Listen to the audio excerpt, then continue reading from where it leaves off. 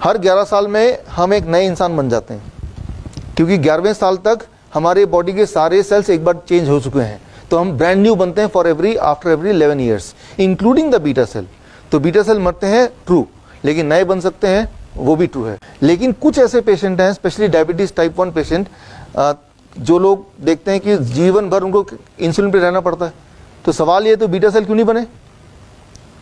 वो इसलिए कि वो डॉक्टर्स कुछ ऐसे पॉइजन उनको देते रहते हैं ताकि उनका बीटा सेल नया बनेगा भी तो उसी दिन मर जाए, मारते रहते हैं।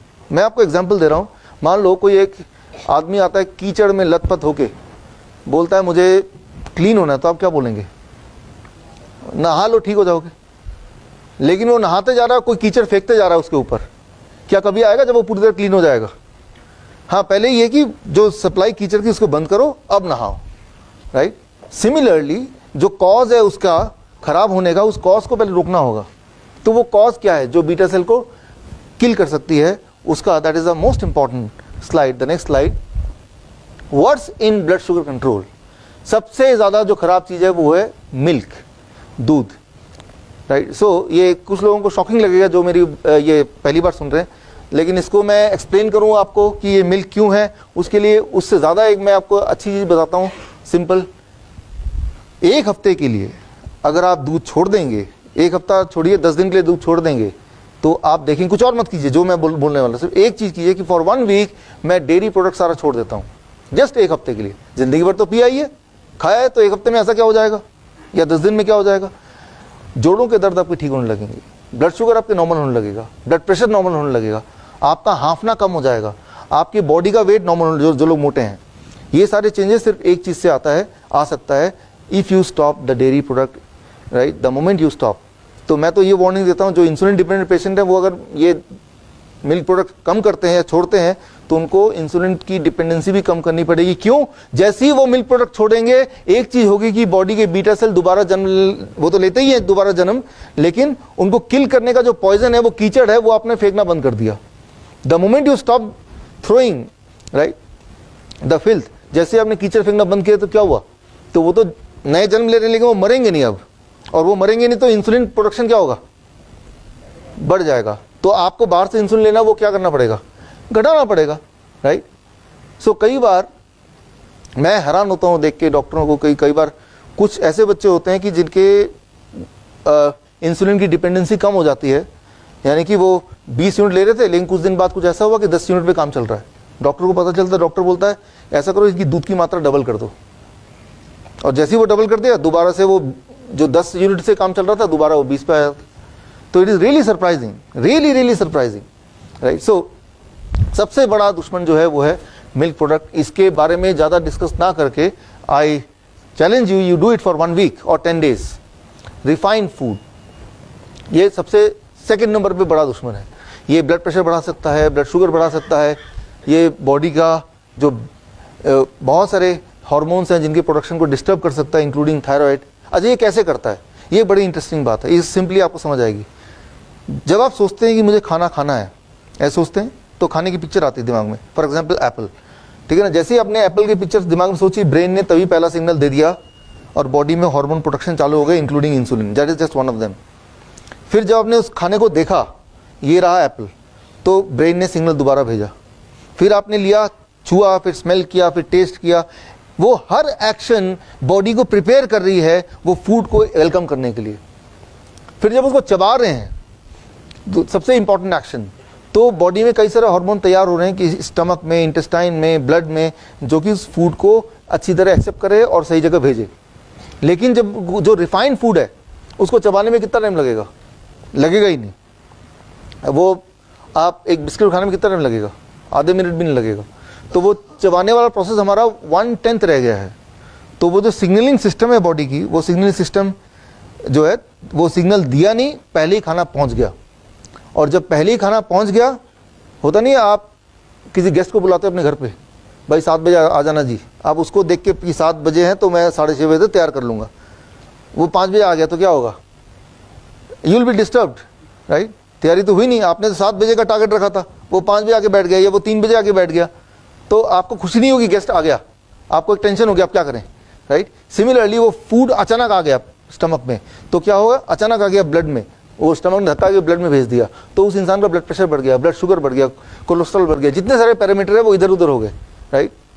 तो इट इज़ लाइक एक गेस्ट आ रहा है, वो हम क्या करते हैं, गेस्ट के कहीं जाते हैं तो अचानक नहीं पेश हो जाते, वी गिव ए कॉल कि मैं पहुंचने वाला हूँ, अच्छा मैं इस चौक तक पहुंच गया हूँ, ठीक है। तो कहीं ना कहीं दिमाग में रहता है कि वो बंदा भी प्रिपेयर हो रहा है, right. Similarly body also prepares, right. लेकिन रिफाइंड फूड में ये दिक्कत है। And then animal food, right. Animal food में एक और दिक्कत है, हालांकि यहाँ पे नॉन वेजिटेरियन थोड़े कम होंगे, तो जो कम है, जो नॉन वेजिटेरियन नहीं है वो भी एक तरह से नॉन वेजिटेरियन है, क्योंकि एनिमल फूड का मतलब सिर्फ नॉन वेजिटेरियन नहीं है। कोई भी ऐसा खाना जो जानवरों से आता हो वो एनिमल फूड है। जैसे डेयरी प्रोडक्ट, वो एनिमल फूड है कि प्लांट फूड है? एनिमल फूड की दिक्कत क्या है कि एनिमल्स का जो प्रोटीन है, जितने भी एनिमल्स हैं, अगर सिंपल भाषा में बात करें, सारे एनिमल के प्रोटीन आपस में मिलते जुलते हैं एंड वो प्लांट के प्रोटीन से अलग हैं। एनिमल का प्रोटीन प्लांट के प्रोटीन से अलग दिखता है, राइट। और जब हम कुछ खाते हैं, जैसे अंडा खाया, तो वो प्रोटीन स्टमक में कई टुकड़ों में कटता है, तब जाके ब्लड में घुलता है और ब्लड तभी उसको यूज़ कर पाता है, राइट, छोटे छोटे हिस्सों में।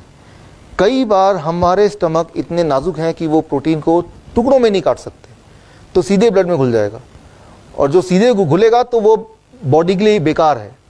तो इम्यूनिटी को ब्रेन बोलता है कि वो प्रोटीन को उठा के फेंक दो जो ब्लड में सीधे ही आ गया बिना कटे। तो इम्यूनिटी पूछती है कि कौन सा प्रोटीन को, तो ब्रेन सिग्नल देता है प्रोटीन का शेप ऐसा है, लेकिन वो जो शेप है उस प्रोटीन का, वो एनिमल प्रोटीन का शेप कैसा होगा? आप एनिमल है कि आप प्लांट हैं? तो यहाँ पे इंपॉर्टेंट बात है कि हमारे जो प्रोटीन का शेप है और वो जो अंडे का प्रोटीन का शेप है, that is very very similar, right. उस सिमिलरिटी के चक्कर में क्या होगा कि हमारी इम्यूनिटी उस प्रोटीन को मारने के चक्कर में क्या कर देगा? It will attack our own protein, है ना। तो जैसे मैं आपको कई बार मैं समझाने का एग्जांपल देता हूँ कि आप पुलिस कांस्टेबल, एक फ़ोन आया कि भाई आपके एरिया में एक चोर आ गया, उसको मार डालो गोली से, जैसे ही दिखे। मैं पहचानूंगा कैसे? वो बोलेगा कि भाई उसकी बड़ी बड़ी मूछें हैं। अब क्या गड़बड़ होगी?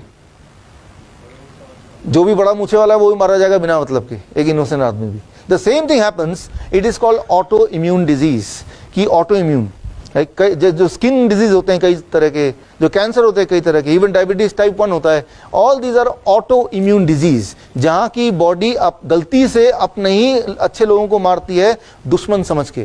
तो वो ऑटो इम्यून डिजीज डॉक्टर पास जाएंगे, बोलेंगे जीवन भर कभी खत्म नहीं हो सकता, क्योंकि जीवन भर वो एनिमल फूड नहीं खत्म कर रहा ना, राइट।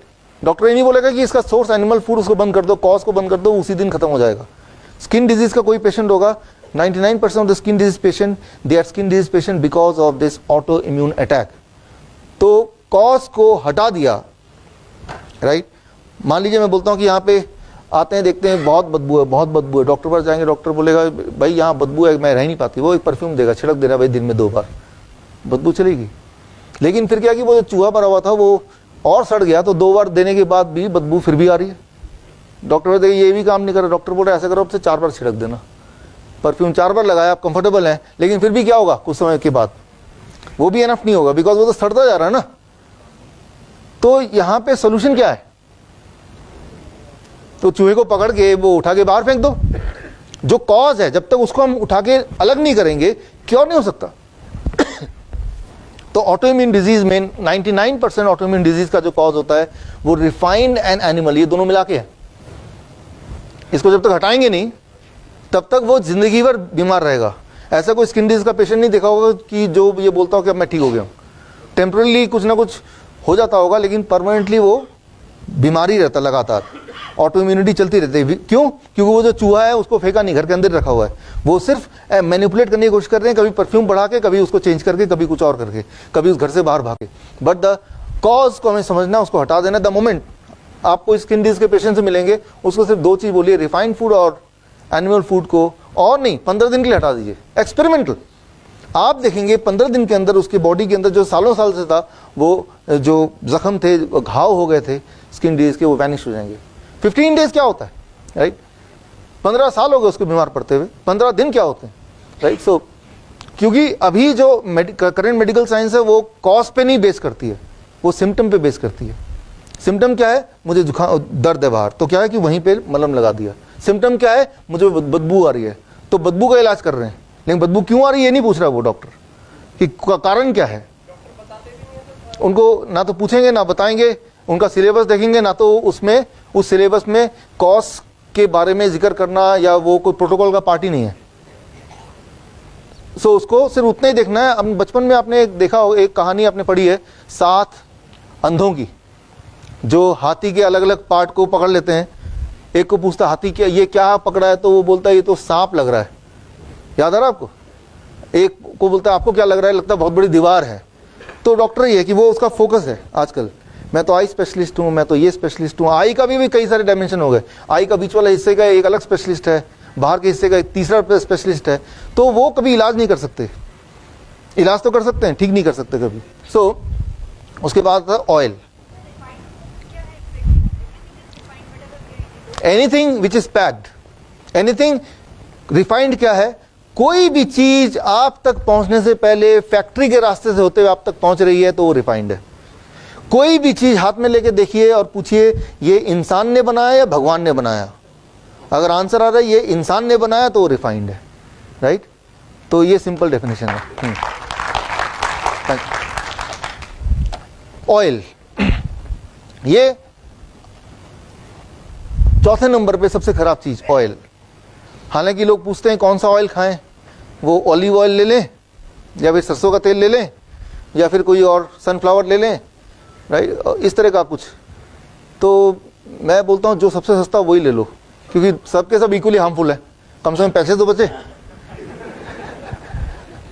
तो मैं ये बोलना चाह रहा हूँ कि अगर आपको लगता है कि ऑयल कोई कम हार्मफुल या ज़्यादा हार्मफुल, ऐसा नहीं है।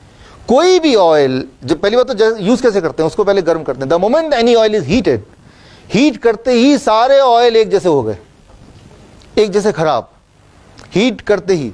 और जैसे पराठे में लगाएंगे हीट करेंगे ना, ऐसे तो लगाएंगे नहीं, राइट। तो पहले तो ऐसे भी नहीं लेना चाहिए, बट हमारे जो यहाँ पे ट्रेंड है कि हम उसको हीट के थ्रू उसको फूड के वो के उसमें ले जाते हैं। तो जब the moment it is heated, all the oil, the chemical structure became same, exactly same, you cannot differentiate. This means all the oil are equally harmful. तो हमें क्या करना है, उसको कम से कम करना है। इस बात की चिंता नहीं करनी ये ऑयल है तो अच्छा है, वो ऑयल तो खराब हो तो इक्वली खराब है। You cannot distinguish chemically, you cannot distinguish once it is heated, right. So time बचेगा तो इसके केमिकल स्ट्रक्चर पे आएंगे कभी, right. And finally cooked food, मैं ये नहीं बोल रहा cooked food is a poison, मैं बोल रहा हूँ कुक्ड फूड जो पका के खाना होता है वो आपके पेट को भर सकता है, थोड़ा बहुत आपको न्यूट्रिशन दे सकता है, लेकिन बॉडी में कोई अगर डैमेज हो गया है, रिपेयर करना है, कुक्ड फूड रिपेयर नहीं करता है। मैं सिर्फ इतना बोल रहा हूँ, मैं ये नहीं बोल रहा हूँ कुक्ड फूड खाना चाहिए कि नहीं खाना चाहिए, मैं सिर्फ ये बोल रहा हूँ कुक्ड फूड आपको न्यूट्रिशन देगा, आपके पेट को भर देगा, आपको एनर्जी देगा, but cooked food can not do anything to repair your body. अगर कहीं पे जख्म हो गया है या कहीं पे घाव हो गया है या कहीं पे कोई सेल डेड हो गया है या कहीं पे कोई ट्यूमर आ गया है, तो कुक्ड फूड में वो ताकत नहीं है कि वो आपकी रिपेयरिंग करे, राइट। वो रिपेयरिंग में कोई कंट्रीब्यूशन नहीं है, राइट। सो तो ये that is what is this. तो वर्ड्स में सबसे ज़्यादा जो सबसे ऊपर है वो सबसे खतरनाक और सबसे नीचे वाला एक्सेप्टेबल है। एक हेल्दी आदमी इसको लेगा तो कुछ नुकसान तो नहीं होगा, लेकिन कुछ फ़ायदा होगा ऐसा नहीं है, मेडिकली कोई फ़ायदा होगा ऐसा नहीं है। पेट भरेगा, न्यूट्रिशन मिलेगी, एनर्जी मिलेगा, रिपेयरिंग नहीं होगी।